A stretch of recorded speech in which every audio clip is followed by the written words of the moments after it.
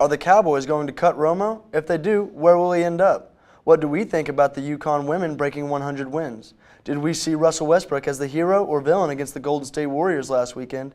And what teams do we think can be dangerous in the men's NCAA tournament? Find out next. MCTV Sports 101 starts now.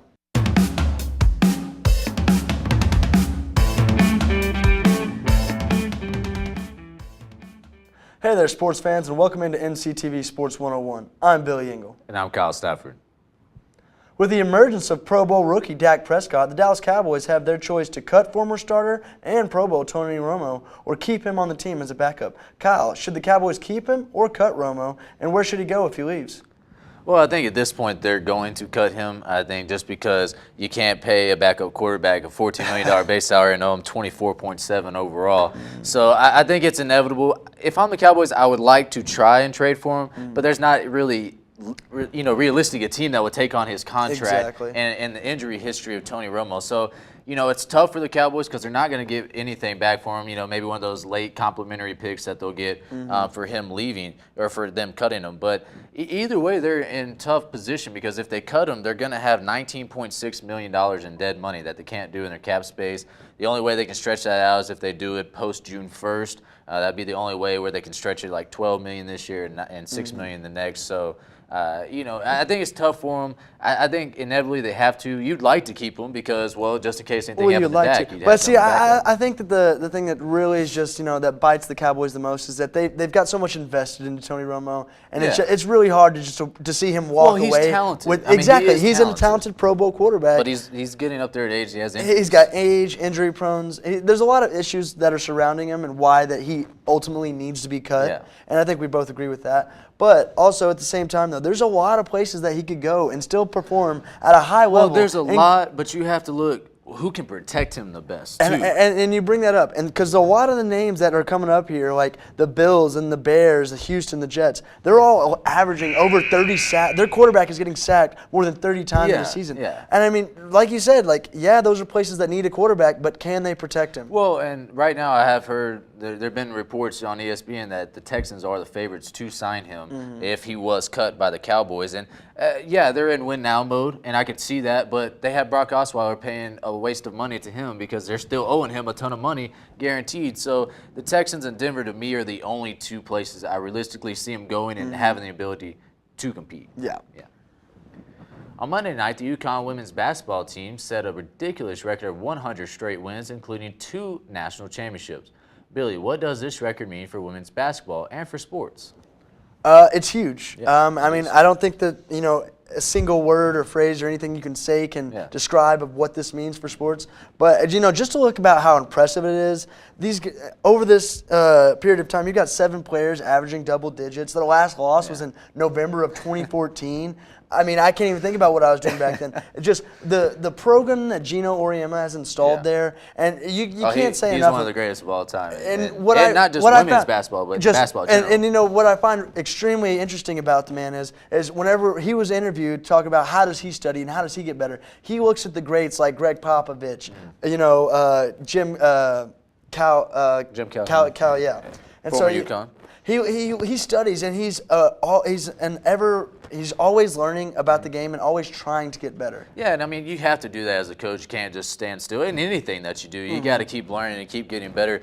You just look at some of the impressive numbers that have gone with it. They've won by an average of 38.7 points per game.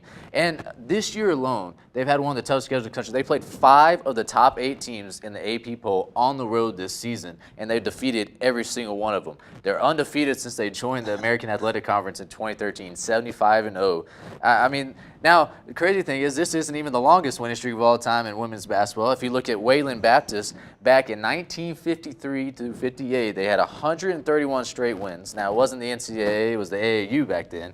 But look, is this UConn team a team that you can see breaking this record? Honestly, you don't see very many losses left. They're about to go into the NCAA tournament for the women's, and most of their games will be in the Connecticut area. So I don't see them losing at least this season, and I don't see them losing in the future. I believe they're still young this year, and they've had to learn a lot along the way. And I think that over the time they've gotten better as they go. And you can't compare this to anything. There isn't anything to compare this to because it's 100 straight wins. I don't care what sport this is. I can't even get 100 straight wins on NBA 2K to go out or a video to game, go out there, night in and night out, and to not flounder, to not flop. Just everyone can have an off night. Yeah. But to go out there to be that consistent, it's remarkable. It just speaks to the volume of the coaching, Gino Auriemma, and then the recruiting and the players that he gets and the way he molds those players. Oh yeah. It's the organization overall is fantastic. Yeah, I mean, and it's great for women's basketball as well. I think it brings so much more attention to them. Even though Russell Westbrook put up another impressive performance against the Warriors, he and the Thunder still found themselves on the losing end of the stick. Kevin Durant and Russell Westbrook even exchanged some heated words during the game. Kyle, do you feel bad for Russell getting abandoned and then abused by KD and the Warriors? I do. I'm always a KD fan first over Russell Westbrook.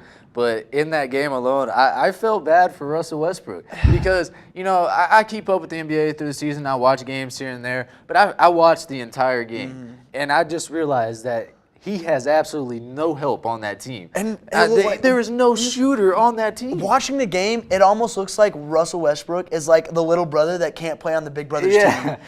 He's just stuck with all these guys. The scrubs. Exactly. The scrubs, and he's just trying. And, everyone knows he's going out there and playing phenomenally. Yeah, I mean, he 47 points, 11 rebounds, and 8 assists. He did have 11 turnovers though, but that was mostly because nobody else could do anything. And that's another thing. I wouldn't necessarily say I feel sad, but I have some sympathy for him. Yeah. Just because you can see over here with the 11 turnovers, he only averages 5 turnovers a game. So with this that's 11 high, he's trying. Look at his usage. Oh yeah, no, exactly, and that's what I'm saying. They correlate with his minutes and all of that, and all of his production as well. Like he's going out there and trying to do every aspect of the team, and turnovers are a result in some of that. I think watching that game, it made me realize I think he does deserve a lot more MVP push because I mean, without him, I don't even think the Thunder are. In my eyes, I don't see how you can look at anybody else as MVP. Well, I mean, most there's other valuable guys, player to their team. Yeah, but voters don't vote on that. They vote on wins. Of course. But hey, we'll see what happens in the All-Star game this week, and KD and Russell back to each other. We'll see how that reunite is. March Madness is right around the corner. With conference play coming closer to an end, teams are pushing to land a spot in the big dance. Billy, what teams do you think have the potential to make a big run? So there's a lot of the big name teams out there. I've got Kansas. I've got Duke, who I think are poised for great runs in the tournament. Duke is playing extremely well right now. Duke has been playing well. But one team that I wanted to tackle off, and one of the more surprising teams I was trying to bring up, was TCU. They started off the season not very strong. They lost a couple of road games, but down here later, conference play. Conference play. Down the stretch though, Vladimir Brodzinski has come on like you wouldn't believe. He's shooting 59% from the field. He's got 60 blocks on the season. He's got a great post move down low. I mean, that turn on each hook, he's got the right hand, he's got the left one. He can finish on both sides. And so not only that, what really makes me believe in that TCU can make this run is they have 7 players that are shooting above 300 from the three-point line.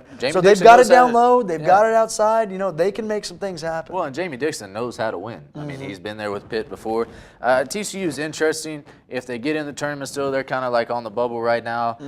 They could do some noise, but I think I'm not just trying to stay in the Big 12, but I think Oklahoma State is a legitimate team that can make a run into the second weekend of the tournament, Sweet 16, possibly Elite 8, because their offense is so dangerous with Juwan Evans, Phil Forte, and Jeffrey Carroll. Jeffrey Carroll is a name that gets overlooked on Oklahoma State, but he's one of their most talented players that they have. He's got a great shot inside out, and he can rebound, which really helps that team. So I think Brad Underwood has done a good job with them. They struggled really bad, 0-6 in conference play, but they have picked it back up. They changed their defense up, and they are a tough team to beat. They also had a very tough non-conference schedule. By the way, they went on the road and absolutely destroyed Wichita State in non-conference, who, by the way, will win their conference once again, is what it looks like.